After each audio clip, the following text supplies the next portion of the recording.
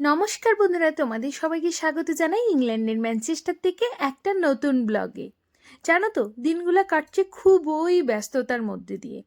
কারণ সেই যে আরম্ভ হয়ে গেছে কাজ আর কাজ, সকালবেলা থেকে দুজনাই কাজ নিয়ে ব্যস্ত, ছেলে স্কুল নিয়ে ব্যস্ত। সেই ভোরবেলায় উঠে, বা এখন ভোর বলা যায় না, কারণ এখন যখন সকালে আমি কাজে যাই তখন বেশ পরিমাণ সূর্যের আলো থাকে। যাই হোক, এখন ফিরছি হচ্ছে কাজে থেকে। আর এই যে এখন ফিরতে ফিরতে রাস্তার দুধারে এই যে চেরি ব্লসম ট্রিগুলো দেখতে এত ভালো লাগে, কি বলবো। পুরো গাছগুলো দেখো পিঙ্কের সমাহার। সত্যি এই সময়টা না এখানে খুবই ভালো সময়, মানে এখনকার ওয়েদারটা এত ভালো থাকে কি বলবো। এই কয়েকটা মাস মনে হয় যেন এই দেশে প্রাণ থাকে, আর বাকি মাসগুলো তো মনে হয় দেশটা পুরোটা অন্ধকারই ডুবে থাকে। মানে সূর্যের দেখা তো পাওয়াই যায় না, আর তার সাথে বাজে ওয়েদার। তা এই কয়েকটা মাস এই দেশে প্রাণ থাকে। এই দেখো বাড়ির সামনের দরজাটাতেই কি সুন্দর একটা ফুল ফুটেছে। চারিদিকে এই টাইমটায় রং বেরঙিন ফুলগুলো দেখা যায়, সেগুলো দেখেই না মনটা যেন ভালো হয়ে যায়। আর একদম দরজার সামনে ঢুকতেই কি সুন্দর সুন্দর ফুলগুলো ফুটেছে। এই যে গাছগুলো দেখছো, কয়েকদিন পর এগুলোতেও দেখবো নিচে থেকে খুব সুন্দর সুন্দর ফুল ফুটে গেছে।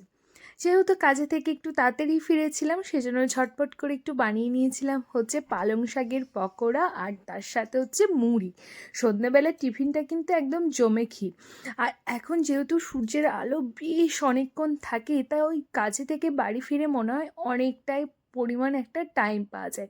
তারপরে রাত্রে রান্নাটাও করে নিয়েছিলাম। রাত্রে রান্নাতে বানিয়েছিলাম হচ্ছে পনির আর রুটি। তা যেহেতু টিফিনটা বেশ হেভি পরিমাণে করেছিলাম, রাতে আর সেরকম খেতে ইচ্ছা করছিল না। সঙ্গীত এখানে ও একটা থালাতে আমাদের দুজনের খাবারটা নিয়ে এসেছিলো।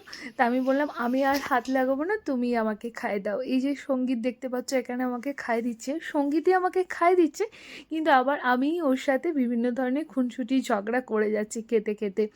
এরকম না মাঝে মধ্যে নিজের হাতে খাওয়ার থেকে কেউ একটা খাইয়ে দিলে আমার তো খুবই ভালো লাগে। তোমাদের কার কার এরকম ভালো লাগে অবশ্যই কিন্তু কমেন্ট করে জানিও। আজকে এই যে ব্যস্ততম দিনের আমাদের জীবনের ছোট্ট একটা অংশ তোমাদের সাথে শেয়ার করলাম। এটা কেমন লাগলো অবশ্যই কিন্তু কমেন্ট করে জানিও। ভালো লাগলে প্লিজ পেজটাকে একটু ফলো এবং লাইক করে দিও, আর যারা ইউটিউব থেকে দেখছো তারা একটু চ্যানেলটাকে সাবস্ক্রাইব করে দিও।